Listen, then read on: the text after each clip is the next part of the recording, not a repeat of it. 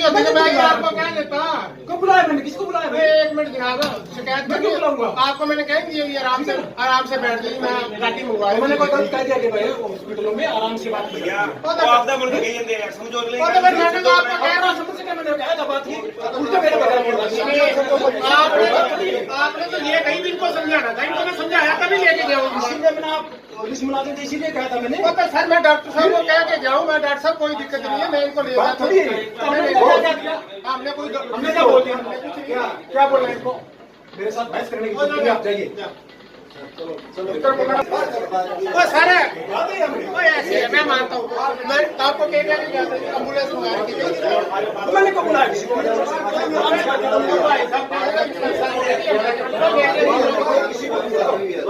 तो मैं तो उसी ने कहा भी मेरे लिए ना तो बनाए नहीं सारे शेर जी बुला के ले गए फिर हाँ तो मैं तो गाड़ी मंगा रखी थी, वो आने लग रहे इसका यार तो दूर की बात हो गई, मेरे को वो होने की सही कार्यों के साथ साथ मेरे ये नहीं बांट दोगे फिर मेरे को मैंने आपको मैंने क्या कही मेरी गाड़ी दे रहा हूँ आपको किसको गाड़ी दे जनाब मैंने आपको ना तो कुछ बोला, मैंने तो जनाब को कही थी जनाब जी कोई दिक्कत नहीं है।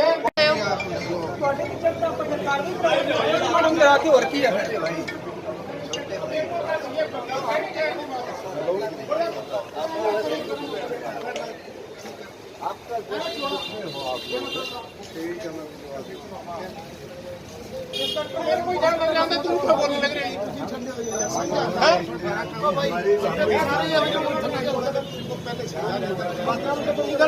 सिपाही तो इंस्पेक्टर बनाना आई नहीं ना 2 मिनट की गल करते पागल बना रखे अंदर पीड़ी 2 घुट चाह ते रोला मैं समझाइए ना बालका भी कुछ नहीं पढ़िया जी वैसे तो नाम दस कोई गल नहीं जो कहना पैसे खाते नहीं 2 केस आए हुए दोनों पैसे खाते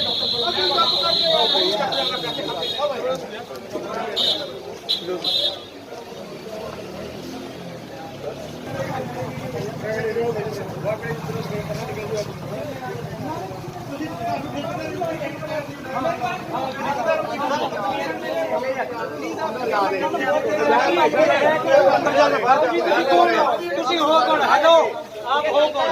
कल मेरे फैसले में भी आए, हम आए क्यों आए? आपको डॉक्टर ने बुलाया अंदर बैठो यहाँ मत आओ। नहीं दूसरा केस हो गया समझ नहीं आई 2 दिनों के विच नकली है अड्डे दे विच थोड़ी है एबीसी तो डाली है दोनों हॉस्पिटल का नाम बदल के शिवपुरी कर दो आप 2-4 कप चाय पी के अभी अंदर पड़े पीते हैं शरेआम बंदे मारे जा रहे हैं ये तो शिवम हॉस्पिटल शिवम हॉस्पिटल मुर्दाबाद नहीं कहना बंदे ठोक दोगे कोई दिक्कत नहीं वाह नारा नहीं लाना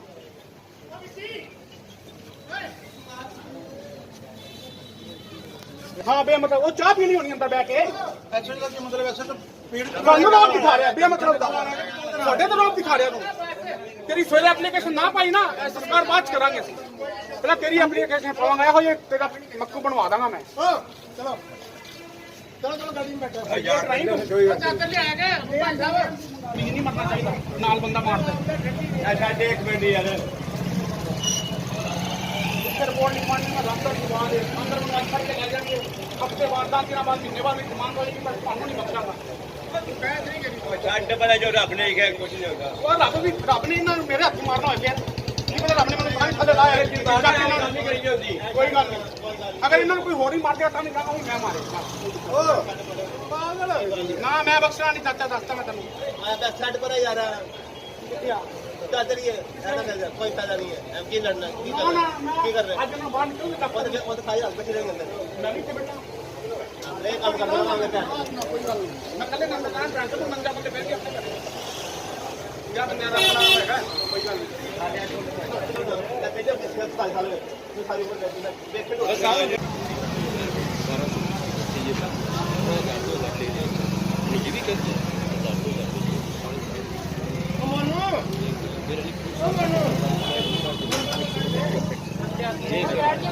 पता नहीं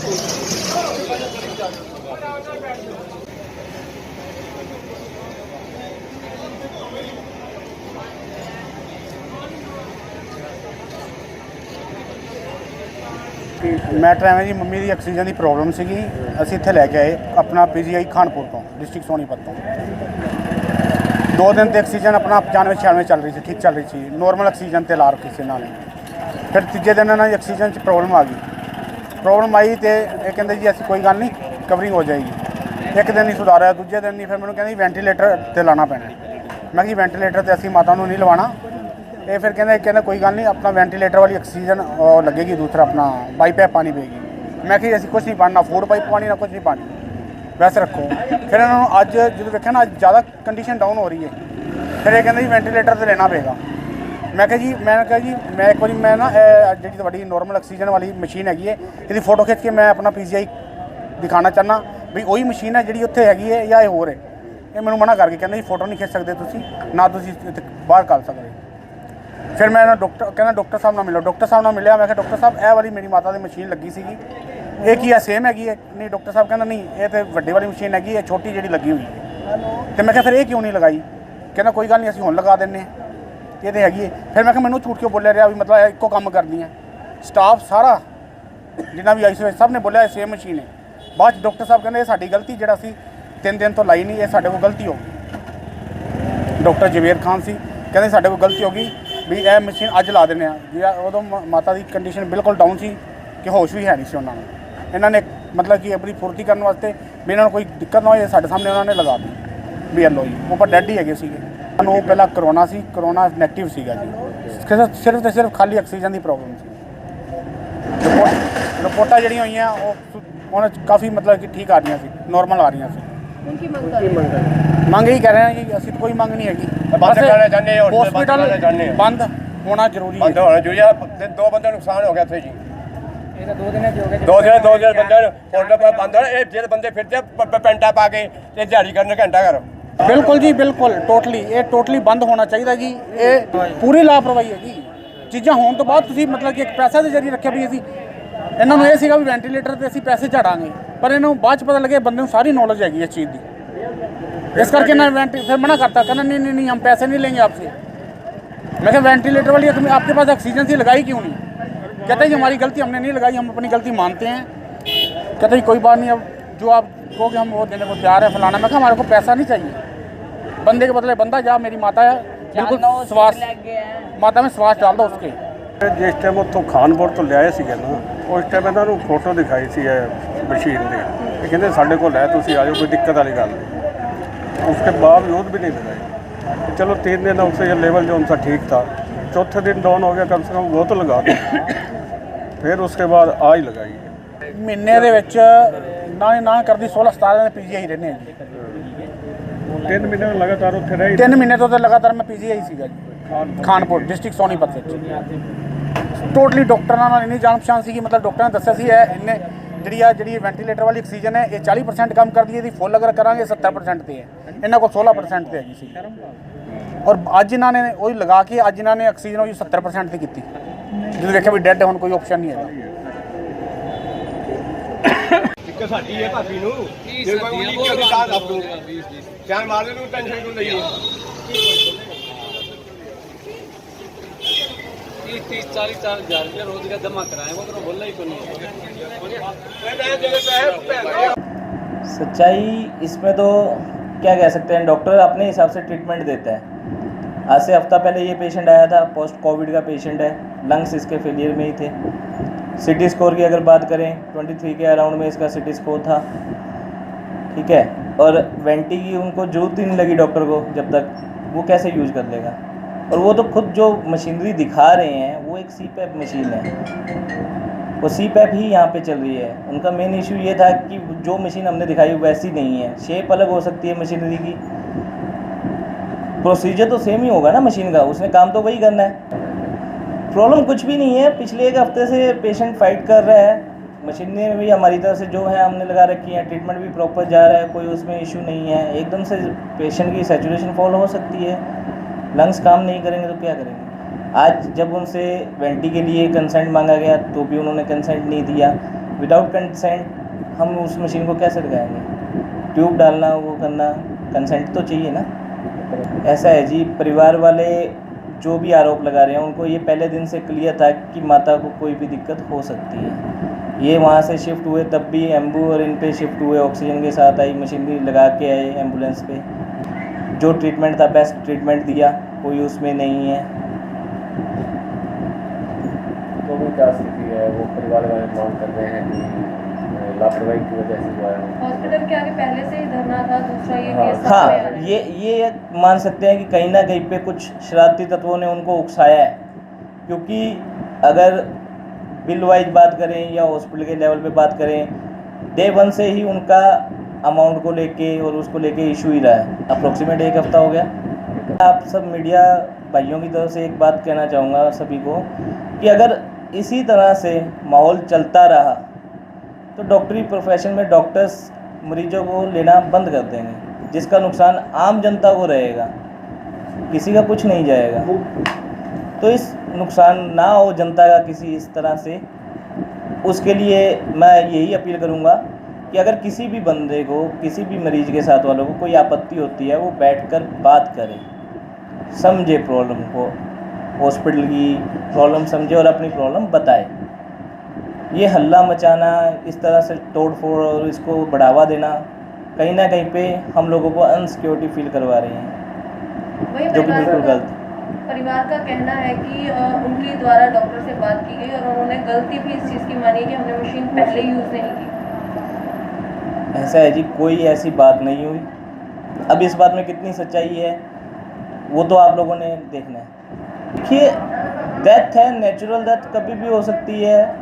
आप कोई भी आदमी हॉस्पिटल में आता है, इलाज के लिए आता है, डॉक्टर अपनी तरफ से इलाज दे सकता है, सांस तो नहीं किसी को दे सकता, वो तो परमात्मा के हाथ में है। हम अपनी तरफ से कोशिश कर सकते हैं।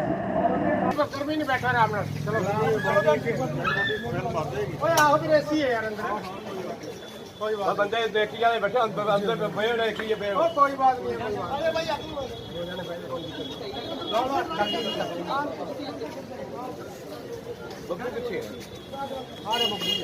बब्बू